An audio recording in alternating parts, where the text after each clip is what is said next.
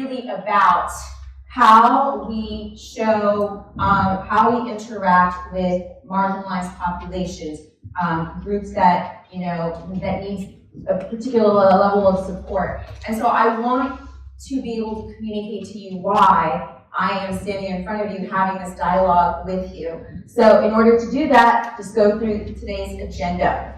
First is I'd like to give you and offer you a little bit more background as to who I am. You know a little bit more about me, but I will provide a little bit more context. Then go into my story, because then again, that contextualizes why I'm standing up here in front of you.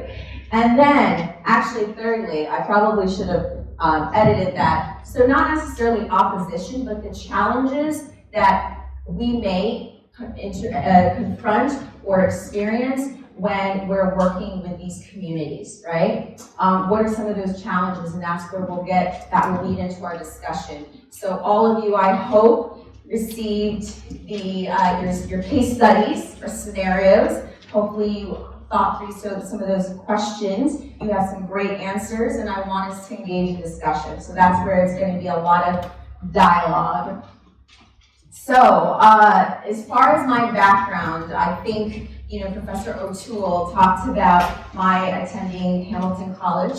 So I went to Hamilton College. I majored in world politics. Then I ended up going to the Maxwell School of Public Administration, and I focused on immigration studies, immigration law. That's what my main concentration was, for personal reasons as well as for reasons of impacting change. Shortly thereafter, I moved to New York City and I worked for the Office of Management and Budget in New York City, and I worked for the Department of Justice Task Force. So I think that I had one of the coolest roles. I got to forecast inmate population for Rikers Island. So it was really, really interesting to have that experience, really think about and consider how it affected recidivism, how it influenced, how many police, the direction in terms of hiring police, the police force, the courts, all of that. It was all connected. So it was a really, really, really cool position to have straight out of graduate school. And that was actually my first real job, because I graduated from college, went directly into the MPA program. I stayed in New York for 10 years, New York City, lived on the Upper East Side and Harlem and Brooklyn, Park Slope. So for anyone who's familiar with any of those areas, hopefully you feel a little bit of a kinship to me in that way. So that is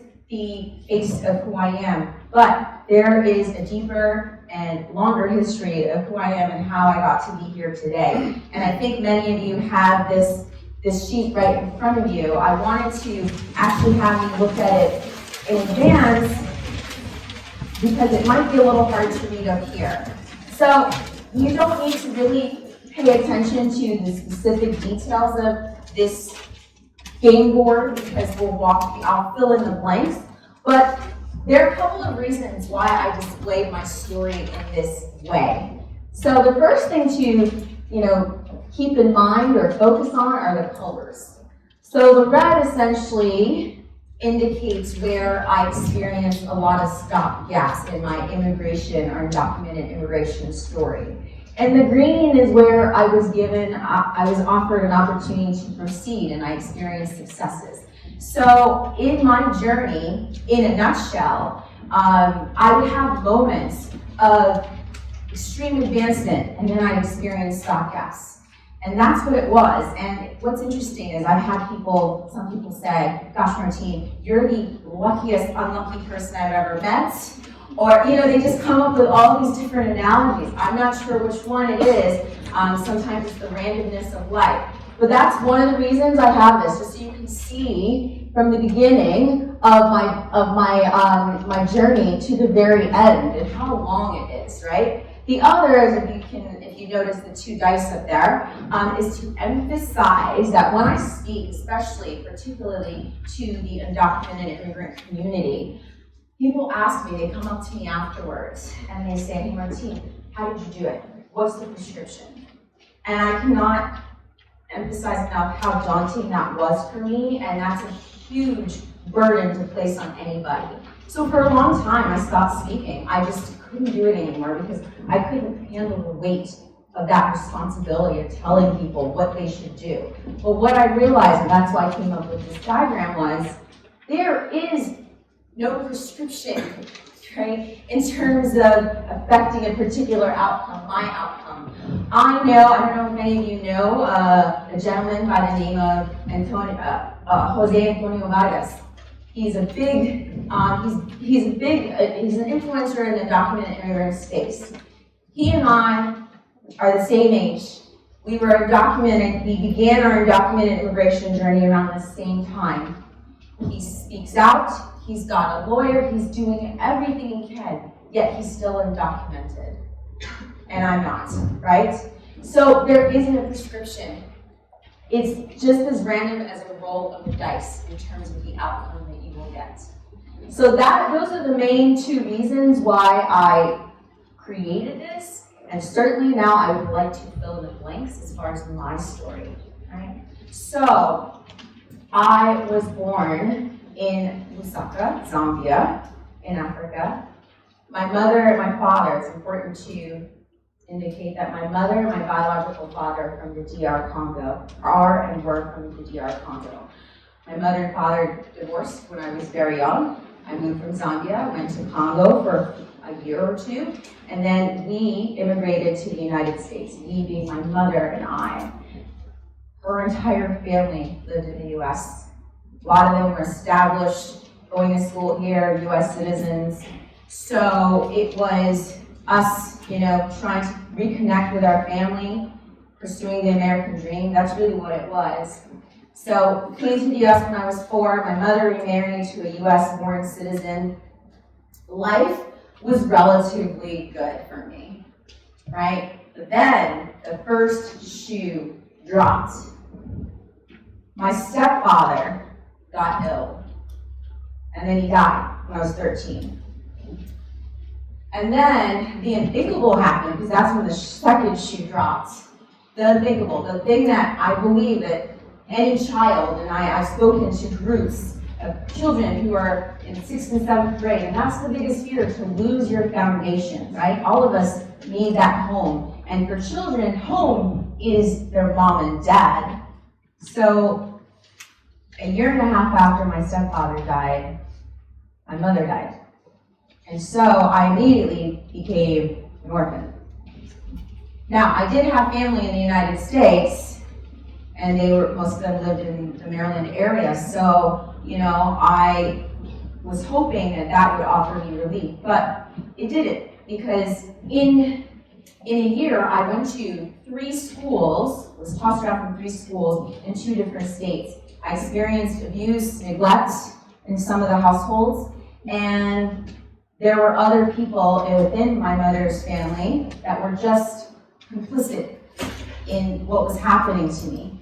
So it was a really awful situation, to say the least, and I was completely broken, because you lose your stepfather, who was my father, in all intents and purposes. You lose your mother, you don't have family, no one wants you, and feeling hopeless. And I was working in my aunt's consignment store in Washington, D.C. on Georgia Avenue. She decided that maybe she would take me out of school, just to, have me work all day, breaking every child labor law possible. And this is where one person's random act of kindness changed my entire life. A stranger walked into my aunt's consignment store one day. Really beautiful Jamaican woman. Don't know where she is, can't find her. I don't know how to find her, but she walked in, she asked me one question. I want you guys to think about this. Can you imagine somebody asking, what is that one question? There probably are many questions that somebody could ask you that could change the entire trajectory of your life. That's big, right? So she asked me that one question. I won't tell you what it is, just to create some suspense in the book. She asked me this one question. Changed my entire life. Immediately, what seemed like immediately, I was taken out of this horrible situation, this completely abusive environment, and I ended up in boarding school, right? Because shortly thereafter, I was passed on to a group of women that supported individuals, minority children, to get into boarding school. And shortly after that, because the boarding school did not have sufficient funding for me, someone raised their hand to be my benefactor. Happened to be a judge. He and his wife decided that they would see me through my prep school education. So, graduated from prep school, got into Hamilton College with private scholarships, and I was working, like many of us need to as students, to make ends meet, working in the Dean of Faculty's office. And we decided we needed to adjust my Social Security card because it said non-working on there, right? So, based on my ignorance, the ignorance of some administrators, this was back in 2000. So we went to the Social Security Administration, and I was placed in removal proceedings for right in that moment. And in that time, they called it deportation proceedings. Removal proceedings was it's a euphemism, just like during that time, I was illegal. Undocumented is a new term, which I appreciate. Didn't exist when I was going through it. So what was so devastating about that journey was a couple of things. So not only was I undocumented, I was placed in removal proceedings, but I learned that I was also stateless. So what does that mean? Well, what that means is I was appointed to a judge who was on a vendetta to annihilate me, and I don't use that term loosely. He really did not like me. Part of it was because he just had a very bad reputation in the immigration courts, right? And he was removed, or he was asked to leave the Miami Immigration Court because he had a track record for being abusive to individuals that walked into that court. So what do? They just moved him over to another state. And it was in New York, in Buffalo, more specifically. And the other reason that he was on a vendetta to annihilate me was because my attorney, the attorney that I had, who oversaw the majority of my case, committed a lot of malpractice in terms of, for example, introducing evidence in the 11th hour. So the judge just felt like I was making a mockery out of his courtroom and that I was a liar. He didn't like liars, as no one should like liars, especially a judge. So he really wanted to get rid of me and wanted to deport me. And the question was, well, where would I go? That's where the stateless piece comes in. There was nowhere to send me because as a stateless individual, I had nowhere to go. What does it mean to be stateless? How did I become stateless? A stateless person, by the UN's definition, doesn't have nationality anywhere. There are different reasons why and how people become stateless. There are a myriad of ways. And a stateless person we run the gamut in age, in race. It's probably the most diverse group of people who are unauthorized anywhere, right? There are different reasons. I shared earlier in the discussion that I learned that there are Dominicans who are of Haitian descent. Some of them are now stateless because in Dominican Republic, if they can trace back direct lineage to Haiti, in some instances, they revoke your status, your citizenship. So then, if you don't have a status in the Dominican Republic, what are the chances you'll be able to go to Haiti, a country you weren't necessarily born in, right, and claim status? Maybe not. So you end up without a country, right? So there are so many stories like this. So I was stateless because, although I was born in Zambia, I was supposed to claim status and citizenship of Zambia by a certain age. Just because I left when I was such a young child, I didn't necessarily qualify for status unless I claimed it at a certain age. I didn't know that. So I wasn't a citizen of Zambia. DR Congo was originally formerly Zaire, so the governance changed, their status changed, and therefore I wasn't considered a citizen of that country, particularly also because I wasn't born there, my parents were born there, so I couldn't justify being a citizen of that country. So I wasn't a citizen of the US, of Zambia or Congo. Neither country wanted me, and the US didn't want me. So what happens to individuals like myself who are stateless? Well, a couple of things can happen. They can end up, if they are not, in removal proceedings, they stay under the radar. There are no laws for them, so they're kind of non-existent, even within the context of undocumented immigrants, right? Right now, there are over 200,000 stateless people in the United States. There are 12 million in the world. The number just keeps increasing. So they stay in the shadows, even in the immigrant conversation, even though that number will continue to grow. Or, if they end up in legal proceedings, they're placed in detention indefinitely until some third country decides to take them.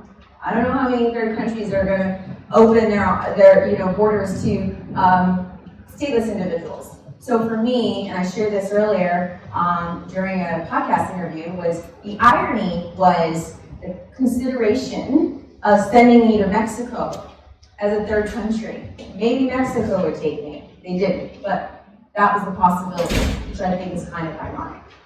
So this is the story of being a stateless individual. So the thing about it is, in addition to that first attorney I had, I went through 6 different attorneys in the 7 years that I was going through this journey. The feeling, I want to focus a little bit more on the experience I had, the internal experience. So I was diagnosed with post-traumatic stress syndrome because every time I walked into that courtroom, I was terrified. Days or weeks leading up to these master calendar hearings, I was terrified because I really considered this judge a monster. I felt like the way he talked to me, he said, you're an awful human being, you deserve to be deported. That's how he would talk to people in these courtrooms. And with these master calendar hearings, what was so tormenting was watching other cases before you. Like watching people go before you and hearing these awful things that were happening. I remember, it was my first master calendar hearing, I remember this woman who was married to a soldier, and she was from Dominican Republic, and she had a child, a young infant child. And so she was trying to adjust her status, and the judge, and she said, I want to stay here because my baby's here, I want to be here. And the judge said, well, I don't care, you should have thought about that before you decided to have a baby, right? And then it was my turn. So this was the experience that I had. So it was it was beyond fear.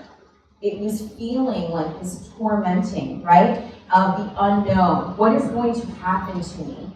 And no one could give me an answer. What is going to happen? I don't know. Will I end up in detention? Will I stay there forever? Will there be a third country? And I wanted to end things. I just wanted things to end, right? When you're in limbo, you just want a solution. At some point, you don't even care what that outcome is. You just want an outcome.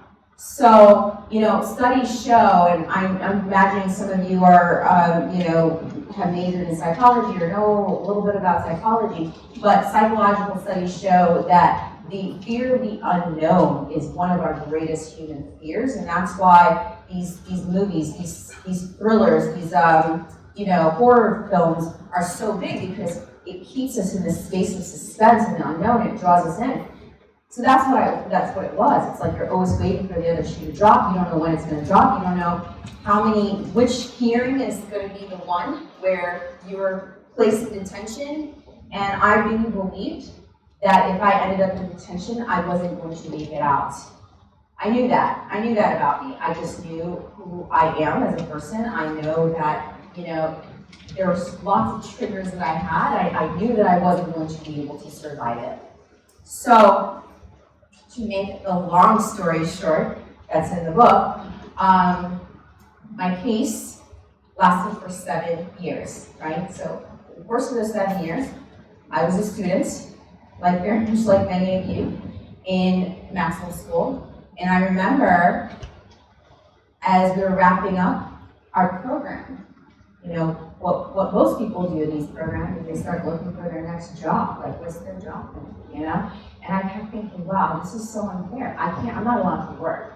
So I just beat one hurdle. I got a full grant to go to graduate school because I needed a home. This was also about survival. I had no place to sleep. I needed a home. So I was very strategic in making sure I got into schools, got into fellowships over the summer, all of these things. So when it came time for graduation, it was like, what happens to me now? Now I'm done with school. I'm ready to work. I don't know if I can. I have no idea. I don't know if I'm going to be deported tomorrow. But yet I had to put on this facade or be passing among my peers and just act like a regular person, a student. Yet I was carrying this horrible weight, this horrible weight when I went home at night. Anyway, my case continued, and I finally found the right attorney, my 6th attorney. I finally found a great therapist who supported me in this journey. I finally began to create my team. That's how I actually, when I mentor other individuals in this space, I say, you need a team, right? I created my team, and they ended up being my armor. And I felt strong. Then I started speaking out, not even knowing if anything would happen in my case, because when DACA was introduced, I didn't qualify for DACA. I missed it by 5 months, right? There were no other opportunities or remedies for me. I exercised all possibilities. I reached out to Congress people, local state senators, contacted every any connection I had through my graduate school program or undergrad with trustees, people who worked in big corporations. There was nothing. Everyone came up with nothing. And so I started going public with my case. And finally, to make the long story short, my case was sent to the Board of Immigration Appeals the first time, and because the judge really wanted me gone. And the Board of Immigration Appeals, which is the highest immigration court based in Falls Church, Virginia, sent it back to the judge. We'll look over the case again. Another year went by. Judge says, nope, send it to the Board of Immigration Appeals, second time. And the Board of Immigration Appeals did something that was unthinkable, right? They reviewed my file. There's a backlog of files. When I tell even immigration lawyers this story, they're like, this is unbelievable, that happened for you. They reviewed my file. They provided a 6-page response as to why I deserved to be in the United States. So they remanded the case back to this judge and made him, basically said, no, you grant her permanent resident status. And that's how I ended up being, going on this trajectory to being who I am today.